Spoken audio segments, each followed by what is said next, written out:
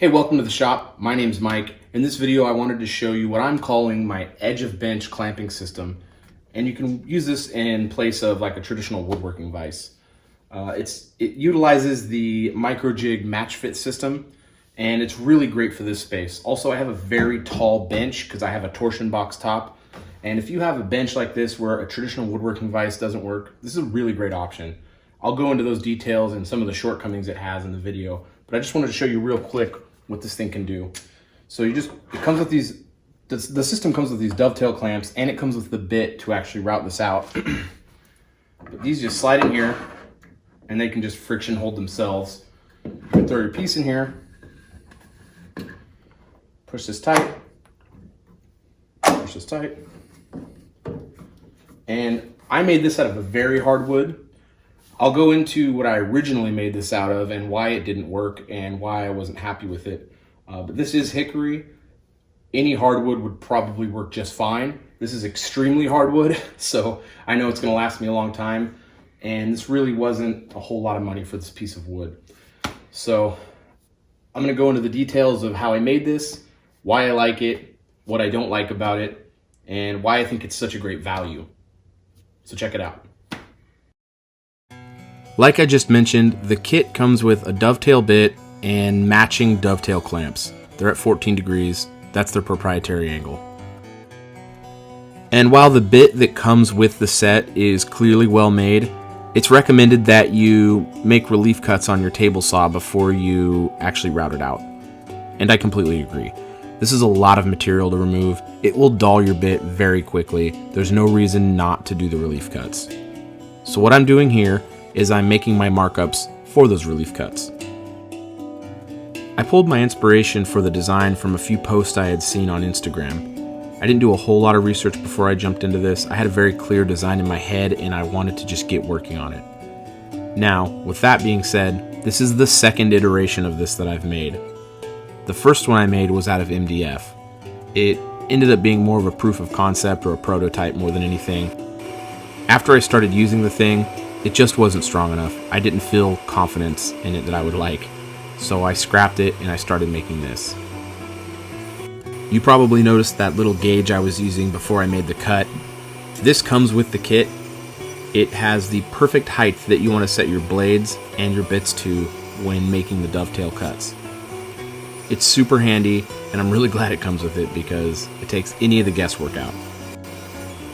So you don't want your relief cuts to be any wider than the narrowest point on the dovetail bit.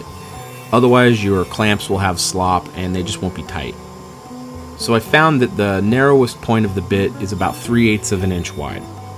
And since my blade kerf is 1/8 of an inch, I figured I could do 2 or 3 passes on the table saw and just slightly move it around, never taking out 3 full kerf cuts.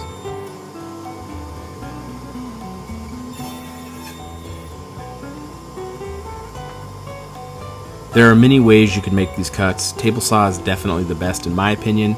You can do whatever you want. I did try to make these cross cuts with my miter gauge. I don't know what I was thinking. It was a million times easier on the crosscut sled. Don't use a miter gauge if you have a crosscut sled. So I had never worked with hickory prior to this project. I'd heard crazy stories about how hard this stuff is. So when I was at my hardwood dealer, Macbeth Hardwoods, I picked up some pieces and I tried to talk my wife into it. She said no. So I decided it'd be good to use it for this.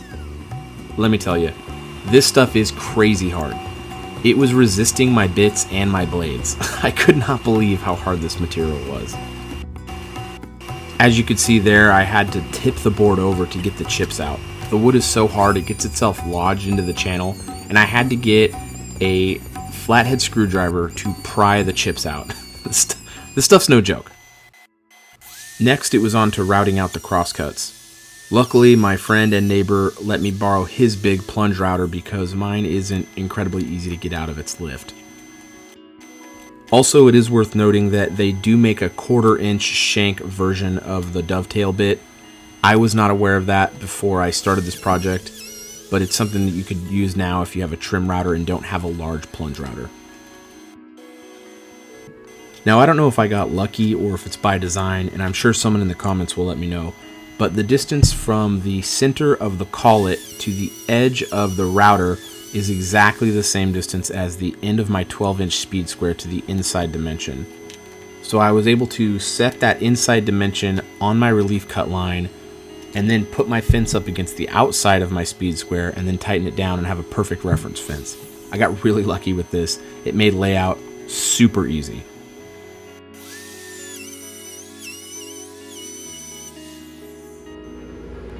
The next thing I did was take the board over to my table saw, set the blade to 45 degrees, and I cut a bevel around all four edges of the board.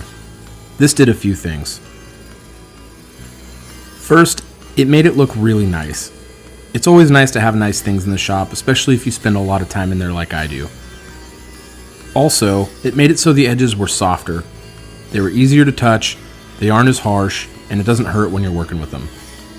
But the most important thing is, with the bevels on the sides, if I were to drop something or hit it real hard with a tool or anything like that in the shop where these things happen, it's less likely to crack or break.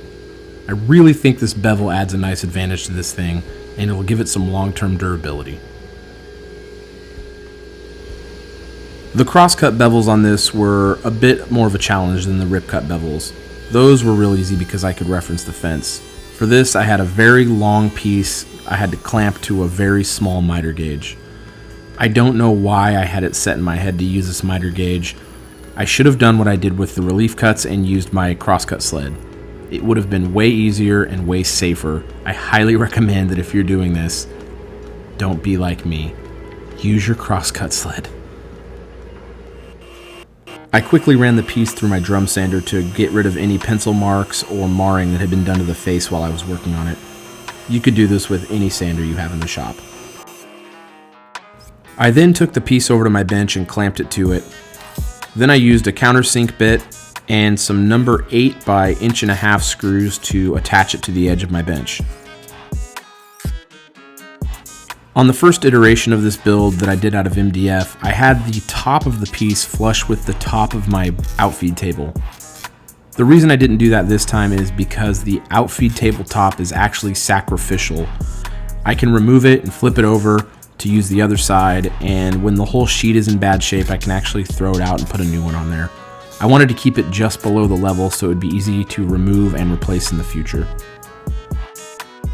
So in the beginning of the video, I said that I would go over the pros and cons of this system, but I did want to say that I was given some of the components of this system for free by Micro Jig. I just want to be straight up about that. I had been thinking about using this system for a while, and I reached out to them and they obliged. They liked my idea.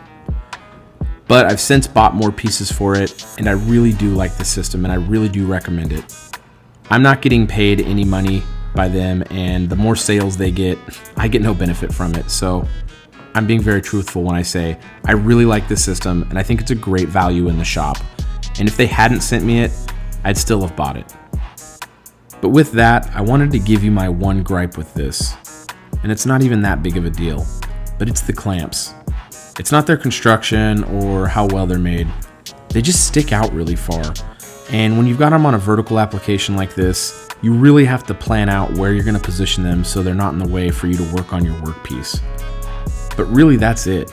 Other than that, this system works really well and I highly recommend it.